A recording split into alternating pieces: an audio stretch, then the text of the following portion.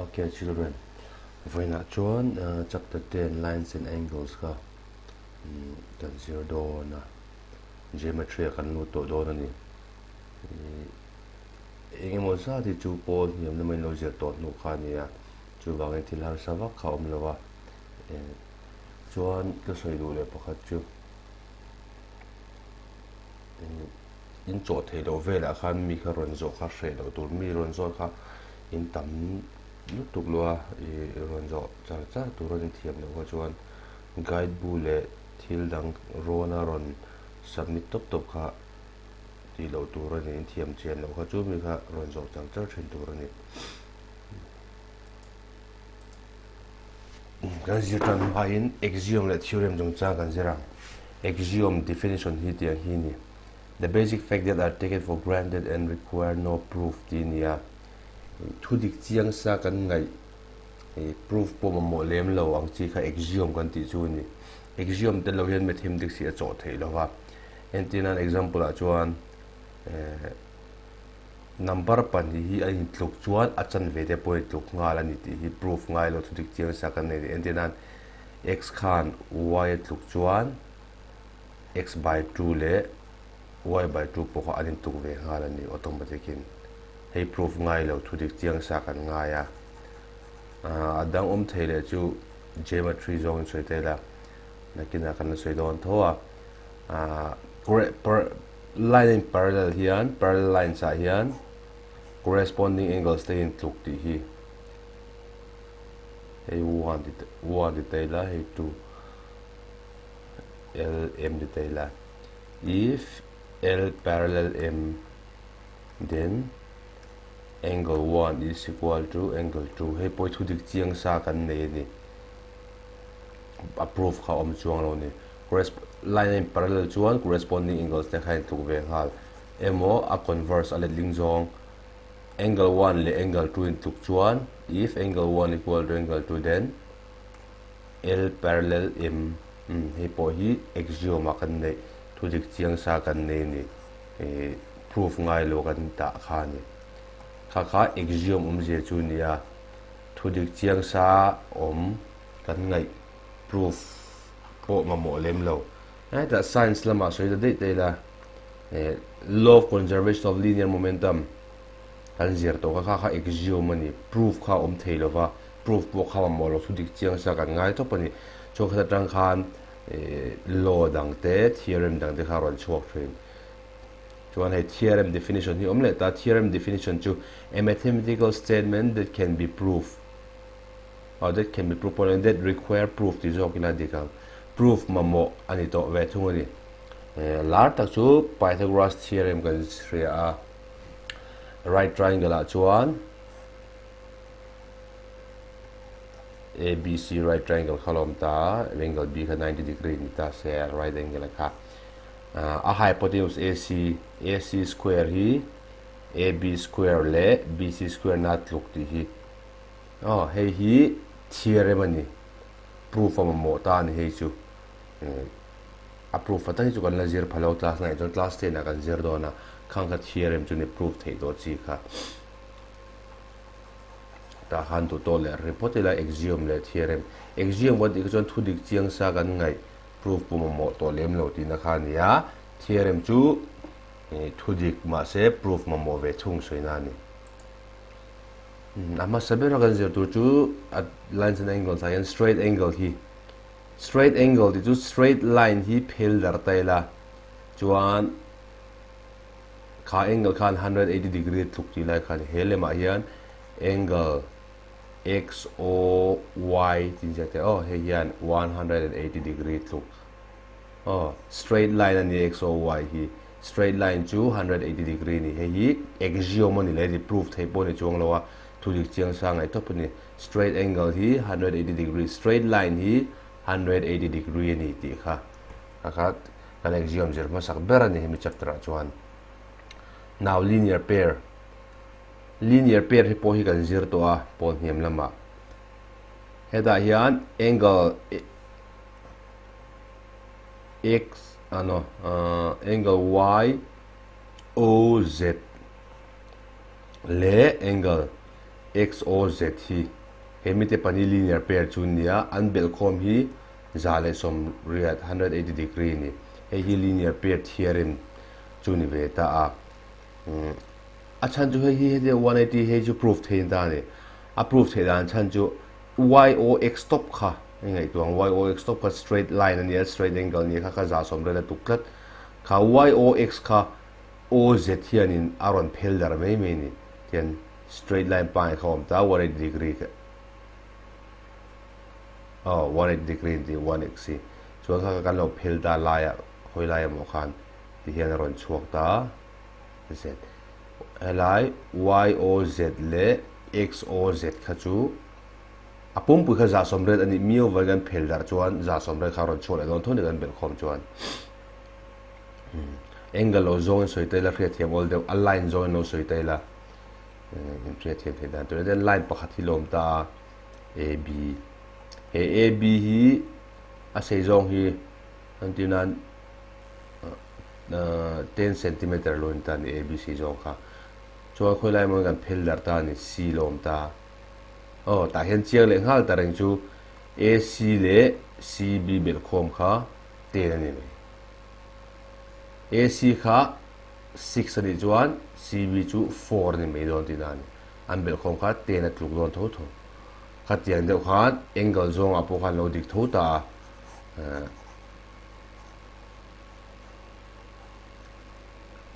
y o x kha za som red ani to wangin lo phel dar mai la kha kan phel dar pahni te bel khom kha za som red tho tho ni ei pahni choi lo pathum po ni theini endina tian line nang phat lo kal le ta ni y o w te lo in ta se minga khan mo chuan angle y o w te angle w o z te angle z o x te an bel khom kha za som re den le tho tho do ni a chan chu y o x so kha za som re ni wangin mun thuma phel dar mai la a bel khom chuan za som re kha tuk le tho tho do ni ti khan linear pair chu kan du to le ringa vertically opposite angles heta hian he mi lem hi lo en taila ming aron phua ta angle ming kha lo phua lo point se ta hian vertically opposite angles chu heng hi ni hey n le m hi vertically opposite an nia chuan a le b b le a hi vertically opposite angles an ni bok ani an theorem ve thu chu an in tluk ti kha ni angle b le angle a in tluk chuan angle n le angle m in tluk bok kha vertically opposite angles theorem chu ni ve thung ta hi linear pair ma kan proof ang en chin taila ta sei dong khan angle headlight chu zo b le n hi en ta la angle b le angle n bel khom chu za som re ni eng wang ga ni chon hemi te pani linear pair ni tlat a chan ga tia ja thin tur ni sira hian linear pair ni a chuan hela en liang b le m po hi linear pair thoni b le m hi mo rs ka straight line thoni a rs chu wangin angle b le angle m po kha za som re tho a chan chu linear pair thoni wangin chon he equation pani kan en chuan hey right hand side in ang ve ta ni 180 ve chu wal left hand side kan ang don he po axiom bokon ya thil lang so lo ha x in 5 tuk se y in 5 tuk bok chuan om je chu x le y kha ni tuk ti na ni tiang khan ta po 180 ve tuk wa left hand side po hai tuk angle b plus angle n is equal to angle b plus angle m chuan b hi la phei dai la angle b plus angle n minus ni tro ka lo lak phei chuan angle b equal to angle m lo nianga b le b kha 0 chok ta angle n le angle m chu lo tluk ve ta ni kha le vertical opposite angle si da sei chu a opposite angles te kha anin tluk zel vertically opposite angles kha anin tluk zel ti lai kha ni ti chuan angle b le angle a po khai tluk don ni similarly chu a process khai ang chia kha tia na cho chole the ti na ni angle b le angle a kha lo tluk ve le don ni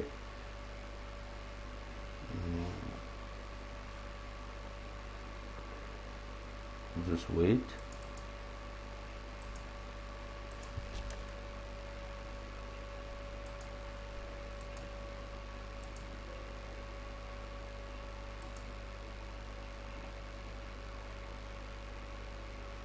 Tuna per line sa kan nut ve thung tuang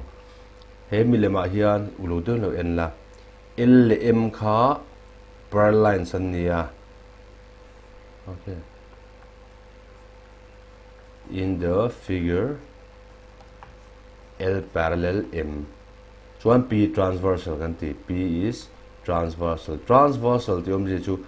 per line te intersect two line a kha ni. Line kha L M kha parallel chuan tiang hin ming an nei da an ming kan phua don ta den ming chu tiang ni angle 1 te angle 1 le angle 5 hi corresponding angles an ni. Angle 1 and angle 5 are corresponding angles. Tiang bokin angle 2 le angle 6. Oi, ti jong hin jok te sei don ta ti kha chuan ahead there are corresponding angles to pila corresponding angles ho chu tiang ho hin ni. Angle 1 and angle 5, angle 2 and angle 6, angle 3 and angle 7, angle 4 and angle 8. Chuan Paul here ma patlas na te kan zir to a engma bon tro lo angle 1 chu helai hin ta helai le helai hi corresponding angles chu ni he thil har sai lo ni corresponding angles om na chu pakhat kha ta lo la taila adot kha chu heta helai bor he dom do heta line dang adi kha rom to do na line nang khai ve en de ang a zone thla khai ve na nga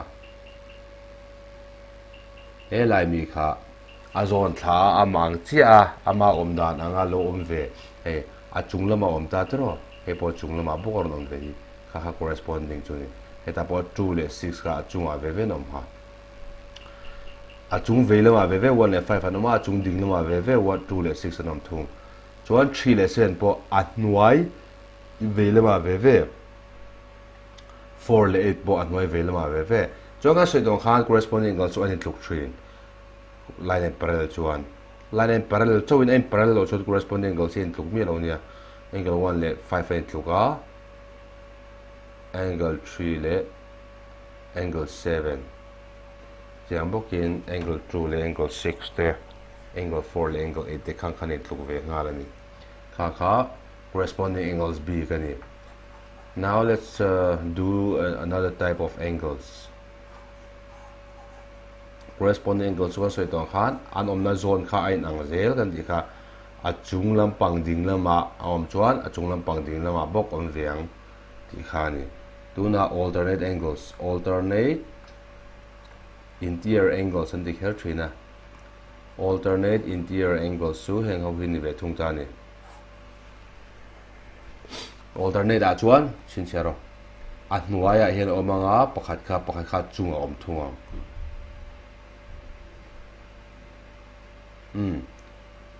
hey a chunglam ela hian a hnuai lama ve ven omanga 3 le 4 ema hian a chunglama 5 le 6 alam ve thung chung chu heng hin angle 3 and angle 6 angle 4 and angle 5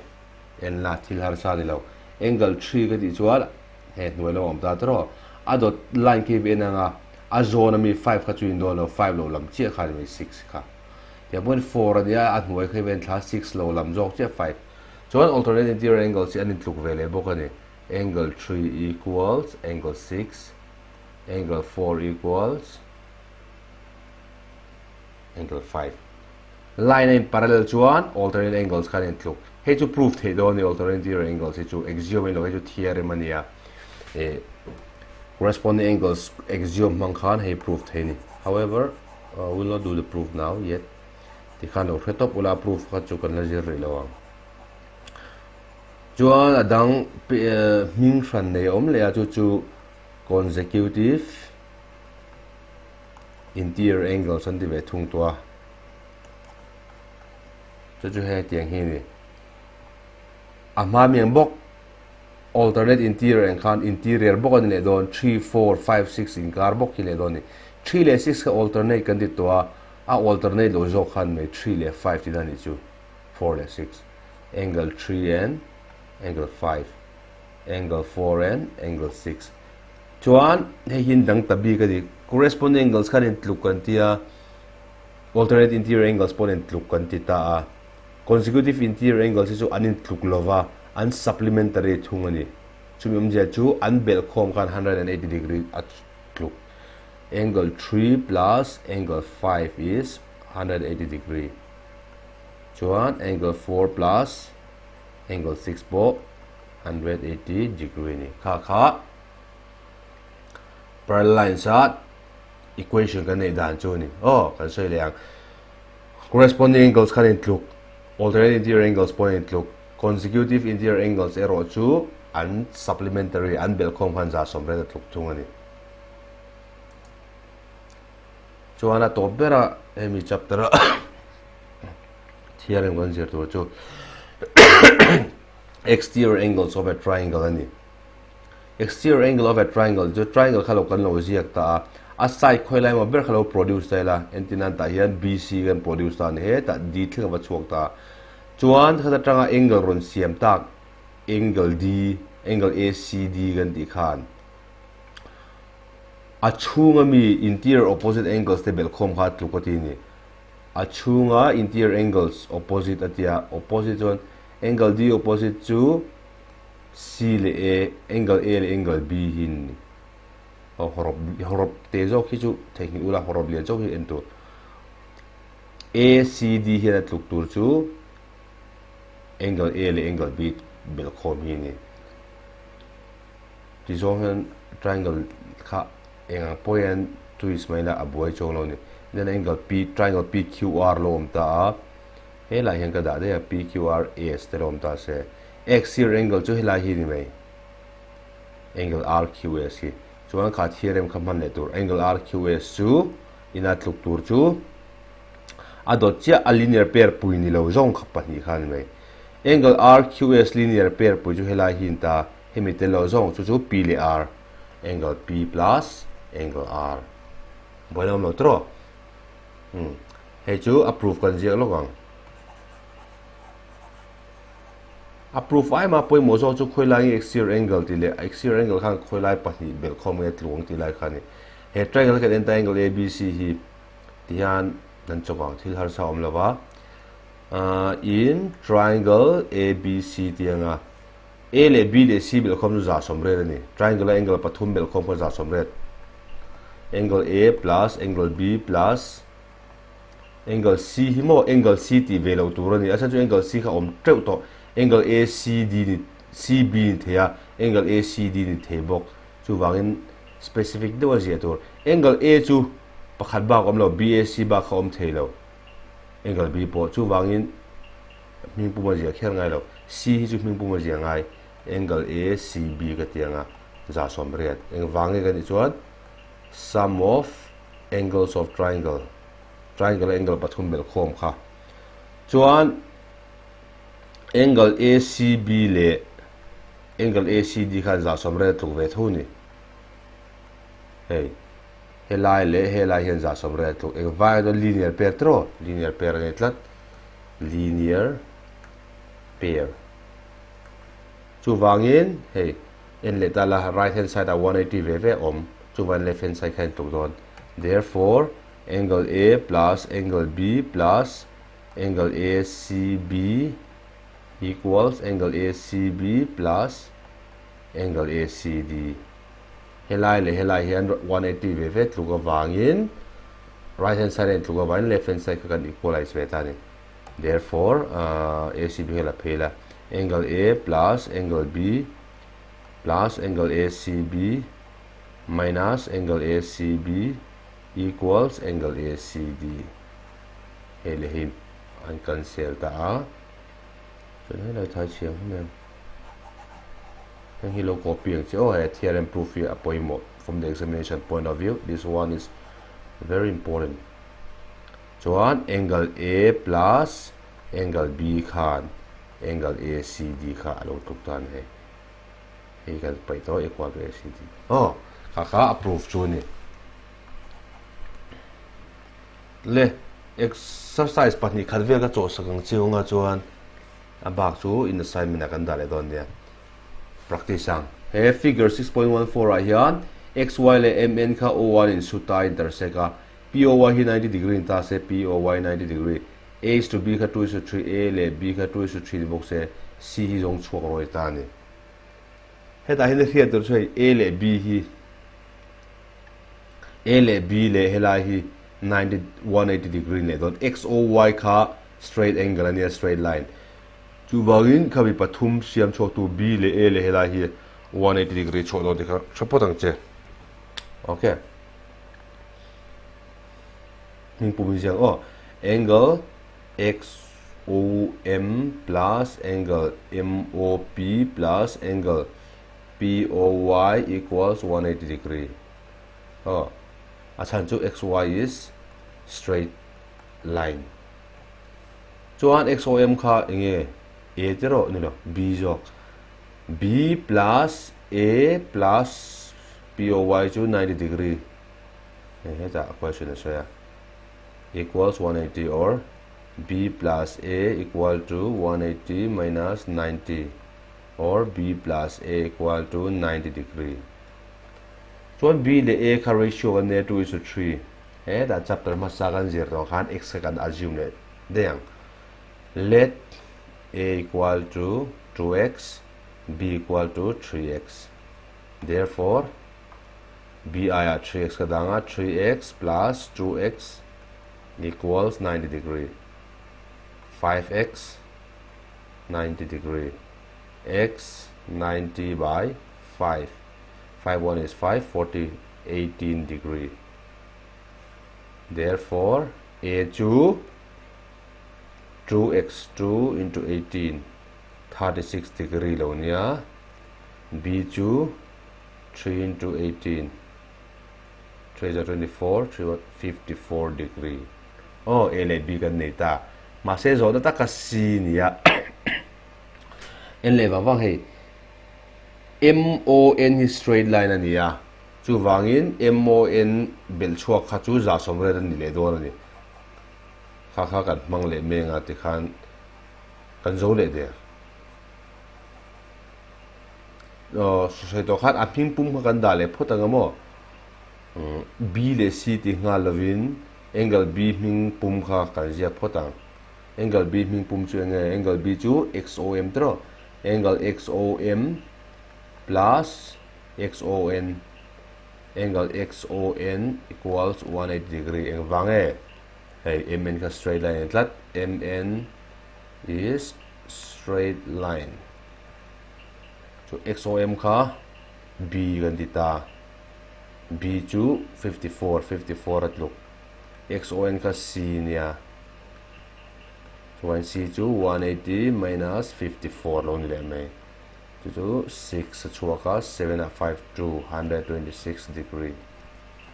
harlo tro tikhan ichok le don ni to left tahen en veto 6.24 if PQ parallel RS MXQ equal to 135 and XMYR equal to 40 degree find XMY la hi zon tu rani ti en me jon he thil har mel em ania maro chu construction thil kan zia bil zewanga ol le le don ni ta hi chuan he PQ le RS khain parallel tia ta hi parallel thu so hi chuan ema tang hian khami parallel khan line dang kan ri na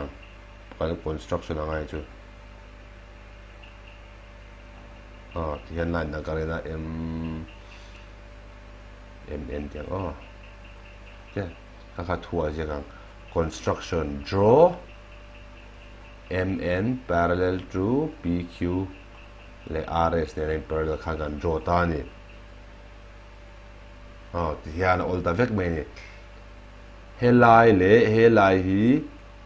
consecutive interior angles an lo nia chuan helai hi alternate angles an lo ni bok ti khara ol ta vek me ni angle mxq helai mo 135 kha le angle xmn hi 180 degree to kan eng vai kan chuan they are consecutive interior angles hey short form or co int angles mxq kha kan nei sa 135 ti kan nei a plus xmn kan zon to tro xmn chu 180 degree ni angle xmn chu 180 minus 135 that is 5 more 45 degree kan nei ta po chon helai kan en vele thunga rym te chon he angle nmy equals helai le helai chu alternate angles ani tlat anin thuk ngal angle myr eng wange alternate angles chu wangin nmy chu 40 degree ni mai myr kha 40 degree tlat chuan ai kan zon tur xmy te ro kha therefore xmy chu kan en chian chuan helai le helai bil kha ni me a xmn plus nmy chu xmn chu 45 zero 45 plus 40 equals 85 degree khan kan zong le ta ni le a to better in figure 6.3 said if qt perpendicular pr perpendicular or 90 degree that lahi tqr 40 degree 40 nia spr 30 degree helai 30 find x and y le triangle om da trau we heta hian helai 90 degree kan mangma severang chon x zon chho the ngal in triangle hey qtr enang triangle qtr kan en chuan hei patni kan neya pathumna chu hriat thei ta ni angle ning pu zia ngai wait sorry angle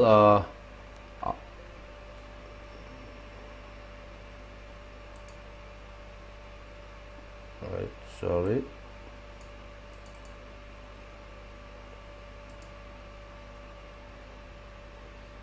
angle triangle QTR account angle RQT le angle TQTR mo angle QTR le angle R chu sorry equal to nilo ta hian hemi te pathum hi r khas ko se do khat min pum zia ngai belo chu r chu te pakhat ba kom lewa t chu hela hi ni theya helam hin thebo q po hela hin the hela hin thebo ama pum pui po khan the chuwait min pum zia ngai he hian za som re re tlu eng wange triangle angle pathum te sum of angles of triangle kan tiliang rqt kha value kan 340 tro 14 ya qtr 90 perpendicular hai 90 chin chena ni hi plus angle r angle r hian ming an ya da to min kan x ani x rengo chu 180 minus 40 minus 90 x chu 180 down 90 by 90 minus 50 degree x chu kan mo chuak der chon en lela thil har san lo hai exterior angle of triangle kan mang don hi in triangle PRS tan hian helai hi exterior angle lo ni ta chiani angle PSQ equals helai na tu tur chu achunga mi a linear pair lo jok hemi te pani ha angle SPR plus angle R equal SPR chu 30 angle R chu x khania 50 achan kan sei lo mo exterior angles of triangle chuan 30 le 50 to 18 le me PSQ kan mi khan nei tro y okay